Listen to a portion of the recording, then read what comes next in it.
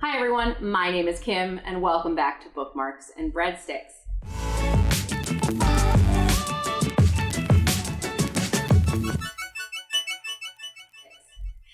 If you're new to Bookmarks and Breadsticks, hi, how are you? I'm Kim and this channel is all about focusing in the culinary nonfiction world. I love food writing, and remember that food books are not cookbooks. Food books are things like food memoirs from chefs, culinary history, food history. Have you ever wondered about the history of the banana? That's what I'm all about. I am here today to do my own tag, or the tag I should say we have created for the book buffet. So the book buffet, all of our questions are around the cadence of the actual buffet. So let me go ahead and get started with this tag. Question 1, appetizer. A short story, novelette, or novella that you wish could be expanded into a full-length novel or get a novel-length sequel. I think the best example of this are the books called the American Best of Food Writing series. Every year, essays, the best of the food writing essays published in that year are compiled together, and that is how I have found some of my favorite authors. There was one specific article from 2019, I will link down below, that focused all about the almost modern day slavery that Palm Wonderful implements on their own grounds. They have bought so much land for almonds and for pomegranates and very inefficient water-sucking fruits and vegetables that are essentially compounding the drought that already exists on the west coast of America. On top of it, the Palm family and that organization has bought much land where they now build shanties, you could call them trailer parks, where a lot of the illegal or perhaps not so legal workforce lives on site, and they have access, they have to only use bottled waters because they are constantly interacting with the chemicals and preservatives and, bug sprays that are used on the crops, I thought that world was fascinating, and I wanted way more of it. I do think there's a memoir from, the Palm family. The family's last name is not Palm, but the family that owns Palm Wonderful, or Palm in general. And I really, really want a Netflix show about it. I want a whole book about it. Moving on from the appetizer station, let's head over to the salad bar. Pick 3 ingredients, plot elements, writing tropes, styles, etc. that would be in your ideal book salad. So regardless of fiction or nonfiction, I really need food, because that's what I love. But I also really need empathetic characters and likable characters. So you can have, for me, I need a likable character. In screenwriting, there is a moment called Save the Cat, and it usually happens within the first 10 pages of a screenplay, where a character will do something out of their way to help somebody else. That could be something like holding open a door or picking up a little boy's baseball as it rolls by his feet, something very inconsequential, but it lets you as the reader think that this protagonist at least has some kind of redeeming quality. I really hate reading books where I just don't care about that protagonist. And the third thing in my perfect book salad is diversity. And I don't just mean I wrote a gay character to have a gay character. What I loved about Julie and Julia, for example, in the memoir that doesn't make it over into the actual motion picture is that one of her best friends sells and designs sex toys and travels the world, and at one point gifted Julie a sex toy. And I thought, I want a friend like that. That's the kind of stuff, the perfectness of the world that I need in my books. I always, even in my fiction reading, gravitate towards realistic fiction. I need to feel like I can relate to people. I've always struggled with the fantasy elements and the science fiction elements. There's a world for it. Both my sisters are huge fantasy buffs and love it. Those are just the things I need in my perfect salad. Question 3, DOSA Station, a slim volume that packs a significant punch. That's hard. I was trying to think if there was a novella I was really interested in, but the short book I can think of, which I'm currently reading but haven't finished, is Garlic, Mint, and Sweet Basil by Jean-Claude Izzo. It's a very, very tiny book. And it is considered one of the most atmospheric, heartbreaking, and heartfelt books ever written about the Mediterranean, its culture, beauty, and its people. This short, sublime book explores the themes closest to Jean-Claude Izzo's heart, his native Marseille, the sea in all its splendor, and Mediterranean noir, the literary genre his books helped to found. He's best known for the Messiah's trilogy, Total Chaos, Cromo, and Soleil, and he's widely credited for being the founder of the modern Mediterranean noir novel, and he died in 2000 at the age of 55. This is designed and distributed by the Best International Nonfiction Awards from Europa Editions. So this book came recommended to me at the bookstore, and it is essays, it is 100 pages. And I've heard nothing but good things. So if a little book is 100 pages, I'm sure it's going to just throw huge punches. Won't hold punches. That's the saying. Okay, we've moved on from the DOSA station, and now we're heading over to Pasta. A book that brings you comfort and leaves you fully satisfied and content when you're done with it. I would have to give this over to Sarah Dessen books. Those are some of the few fiction books. She is the only auto-buy author I have in the world of fiction. I grew up reading her young adult books, and every time I read a new protagonist in this Dessen universe, I just always, I'm getting older, so there's less that I relate to, but part of me always remembers being that girl the summer before high school. And I remember working through issues, and I just love those characters. I always feel so good after reading those books. There isn't a single one that I've ever thought is a dud. There are definitely some I like more than others, perhaps.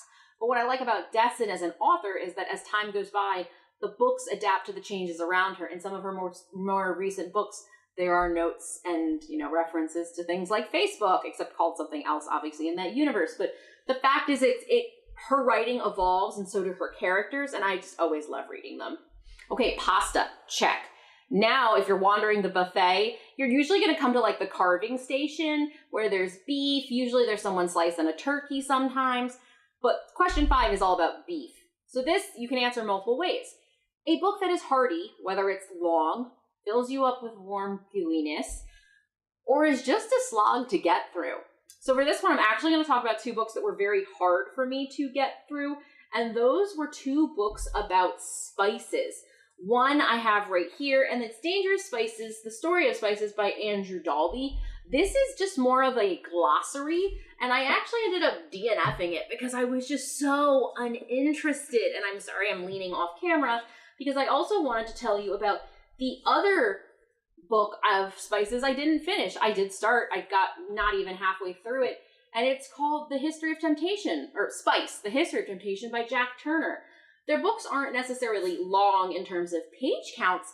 I thought I could bang those both out in a weekend for a vlog. I wanted to do a book duo with it, but oh my god, they're such slogs and so slow. And it was so disappointing because I really liked, earlier this year I did a book duo with Salt by Mark Kurlansky and Pepper by Marjane, I forget her last name. Oops.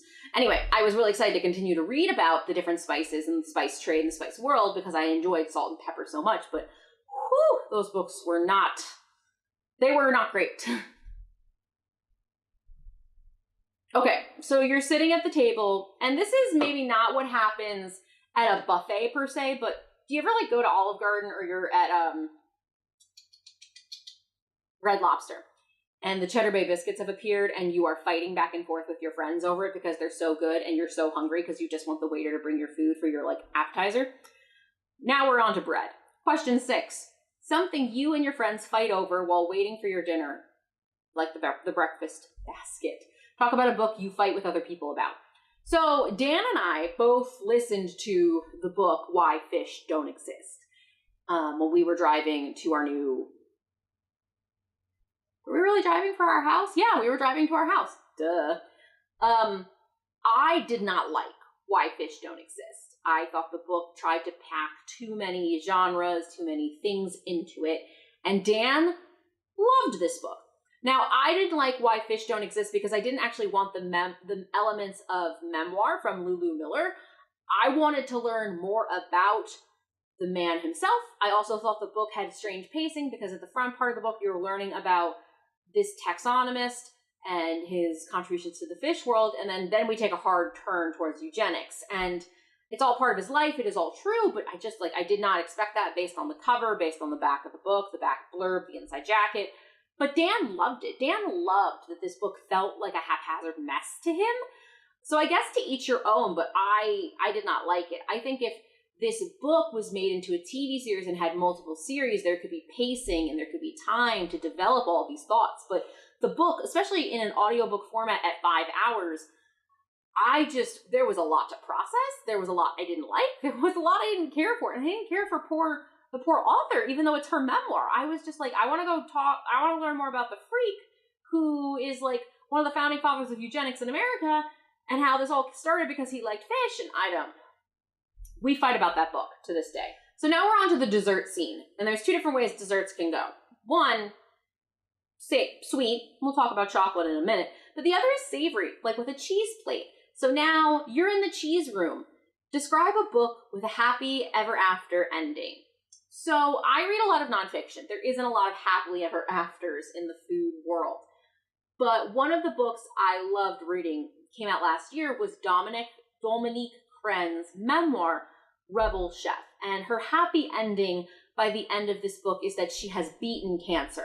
I follow her on Instagram, and for me, that is a happily ever after. God, sorry, I'm going to start crying. A happily ever after I wish for everyone. So you guys know I lost my dad to cancer in January after a 2-year battle with pancreatic cancer. And that was the happy ever after I wanted for my dad and for my family. So for Dominique Crenn, after growing up an orphan, then being adopted, becoming a chef, for her later in her career to finally be successful, to then get hit with breast cancer, for her to come out on top at the end, was a happy ending that I just, fucking yeah. I don't wish it upon anyone. It's a really horrible disease and people handle it differently. Some people don't win that battle. My dad didn't win that battle.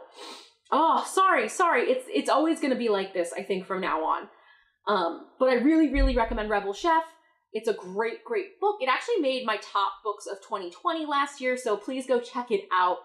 But let's go on to the final station of our dinner together. And now we're going to have a chocolate fondue fountain. Now, I have to tell you guys a story before I go into this. I had a friend, we were in middle school, and he had a chocolate fondue fountain at his house. And I don't even remember why he had one. We set it up, and the fountain spews from the top, but there's a little device inside that spins. And it exploded chocolate syrup. Like, I'm talking like in the cartoons and the movies where it goes whoosh, and we all screamed, and someone finally unplugged it from the wall, but I just remember turning and seeing his mom's MacBook covered in chocolate syrup. And I felt like I just wanted to die. I had just gotten a job in some capacity, like I think I was like a high schooler with a part-time job, maybe. And I was like, I'm going to have to work really hard to pay you back. And she's a lawyer and I'm terrified. And obviously she didn't make me pay back anything. So I was just a kid. But when I remember planning our wedding, I remember talking to my friend Zach and he was like, I'll come to your wedding as long as you promise me no chocolate fountain. So it's still something we joke about to this day. But the question 8 for chocolate fountain. When you read a new series or author, do you dip in and out or do you read all of it back to back? So I actually dip back and forth. And I think that's because I am a mood reader in general. So have I read all of Michael Pollan's books? He's the writer of The Omnivore's Dilemma, for a title that you might recognize. I haven't actually. He has a lot of books. The same thing with reading all of Ruth Reichel's memoirs. It takes time. Even Anthony Bourdain, as I've read his entire bibliography, at least in the nonfiction side, I like to pace them out because I want to be able to tell these books apart.